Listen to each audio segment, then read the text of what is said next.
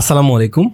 আজকে আমার বাচ্চাদেরকে নিয়ে আমি একটু বাইরে বের হয়েছিলাম। তো অনেকক্ষণ ওরা খেলাধুলা করার পরে যখন বলল যে বাবা অনেক ক্ষুধা লেগেছে, তখন আমি তাদেরকে নিয়ে পিৎজা হাটে গিয়েছিলাম। তো ওই এক্সপিরিয়েন্সটা আজকে আপনার সাথে শেয়ার করব। না, আমার কোনো ফ্যামিলি ব্লগের বা এই জাতীয় কোনো ব্যাপার না, একটু ডিফারেন্ট। সেটা হচ্ছে যে আমি যখন বাচ্চাদেরকে নিয়ে যাচ্ছিলাম, তো যাবার সময় রেস্টুরেন্টে যেখানে বেসিন থাকে, তো সেখানে আমার পাশে একজন খুব ভালো করে সাবান দিয়ে কয়েকবার করে হাত ধুচ্ছিল এবং তার সাথে তার একটা বাচ্চা আছে, 8-10 বছর হবে, আরো কম হবে। তো ওই বাচ্চাটাকে নিয়ে সে হচ্ছে যে বাচ্চাটাকেও বারবার করে বলছিল হাত ভালো করে ধোও। তো আমি চিন্তা করলাম, এখন তো অনেক রেস্টুরেন্টে এরকম হয় যে বাইরে যেহেতু বেসিন থাকে, অনেকেই এসে এখানে হাত ধোয়। তো তারা হাত ধুয়ে বের হয়ে গেল। এরপরে আমরা আমাদের আমি আমার ওয়াইফ সহ বাচ্চাদেরকে হাত ধুইয়ে তারপরে আমরা রেস্টুরেন্টে যখন বসবো, তখন দেখি যে ওনারাও এখানে এসেছেন। উনি একজন শ্রমজীবী এবং ওনার পোশাক আশাক, উনি লুঙ্গি পরে এসছেন। লুঙ্গি পরাটাকে আমি উইয়ার্ড বলছি না, আমি নিজেই লুঙ্গি পরে কয়েকদিন আগেও গুলশান গিয়েছিলাম। তো এটা কোনো ব্যাপার না, হ্যাঁ। কিন্তু আমি যখন গুলশান গিয়েছি তখনও আমার সেম রিয়েলাইজেশনটা হয়েছিল। ওখানে নর্মালি কেউ লুঙ্গি পরে চলাফেরা করে না। আমার হচ্ছে যে আমি যখন লুঙ্গি পরে গেছি, সিএনজি থেকে নামার পর থেকে বাসায় ফিরে আসা পর্যন্ত আমি অনেককে খেয়াল করেছি যারা হচ্ছে আর চোখে আমার দিকে তাকাচ্ছে, এমন কেন হঠাৎ করে। যাই হোক, আজকে ওনাকে আমি দেখলাম যে সে আসছে এবং তার মানে পুরো বাহ্যিকভাবে তার যে পোশাক আশাক থেকে শুরু করে যা কিছু, সেটা দেখে আমার যেটা মনে হয়েছে যে উনি একজন শ্রমজীবী এবং ওনার কথাবার্তাও অনেকটা সেরকম। তো আমি সাধারণত খুব একটা কারোর দিকে সেভাবে ফোকাস করি না যখন বাইরে থাকি। তো আজকে হচ্ছে যে আমার কেন জানে না, মানে বারবার ওনার দিকেই চোখ যাচ্ছিল এবং ওনারা হচ্ছে যে আমার ঠিক সামনের টেবিলে বসেছে। তো আমি ওনাদেরকে মানে না চাইতেও বারবার দেখছিলাম এরকম। তো উনি হচ্ছে ওনার ছেলেকে বলছে যে এখানে কোন পিৎজা, বা উনিও খুব আঞ্চলিক ভাষায় বলছিল যে বা কোনটা টেস্ট কেমন সেটা সে জানে না।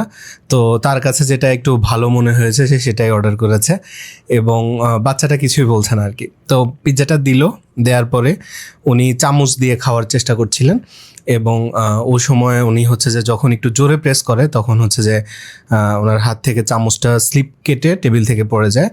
তখন রেস্টুরেন্টে আরও অনেক মানুষ ওনাদের দিকে খুব অবাক হয়ে তাকাচ্ছিল। এরপর ওনারা কোনো রকম হাত দিয়ে খেয়েই খুব দ্রুত ওখান থেকে পেমেন্ট করে তারপরে চলে যায়।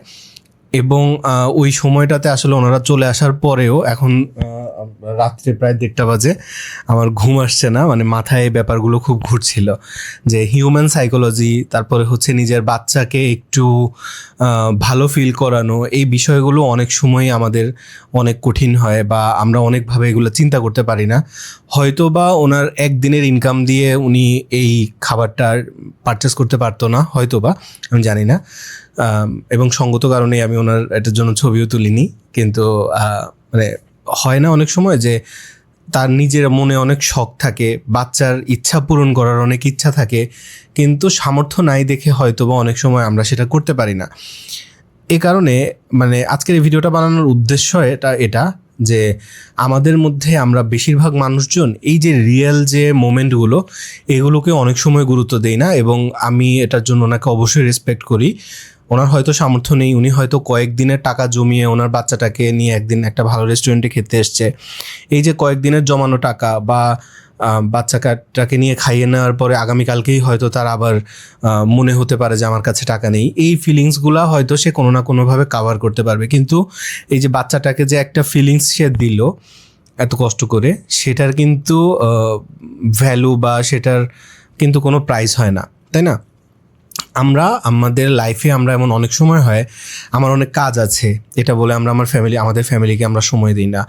আমার বাচ্চাটা হয়তো আমার সাথে খেলতে চাচ্ছে, কিন্তু আমার কাজ আছে, সময় নাই, এগুলো বলে আমরা তাদেরকে সময় দেই না।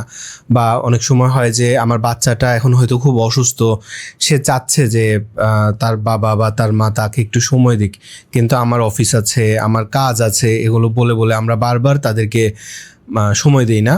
এবং যখন আমরা বৃদ্ধ হই তখন আবার আমরাই বলি আমাদের বাচ্চারা আমাদেরকে সময় দেয় না, আমাদেরকে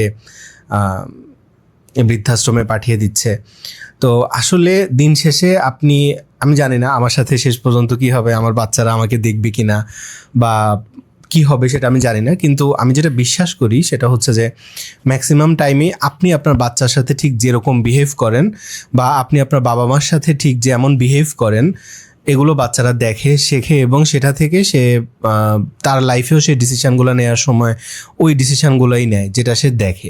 এবং বাচ্চারা বড় হতে হতে যত কিছু দেখে, যত কিছু শেখে, সেটা থেকেই তারা কিন্তু তাদের যে লাইফ এক্সপিরিয়েন্স সেটা হয়। এবং এ কারণেই ফ্যামিলি নলেজ, ফ্যামিলি এডুকেশন এটা অনেক ইম্পর্ট্যান্ট। এবং আপনার বাচ্চাটা স্কুলে, কলেজে অনার্স মাস্টার্স পাস করার পরেও সে যা কিছু শিখুক না কেন, সেটা ডেফিনেটলি একটা স্কিল বা একটা জ্ঞান, কিন্তু এটার চেয়ে অনেক বেশি অনেক ক্ষেত্রেই ম্যাটার করে হচ্ছে তার পারিবারিক জ্ঞান। এই কারণে আপনি দেখবেন অনেক শিক্ষিত মানুষজনেরও ক্যারেক্টার ভালো না, বা অনেক অশিক্ষিত মানুষেরও কাছ থেকে আপনি অনেক ভালো বিহেভিয়ার পাবেন, ব্যবহার পাবেন, জ্ঞানের গভীরতা পাবেন।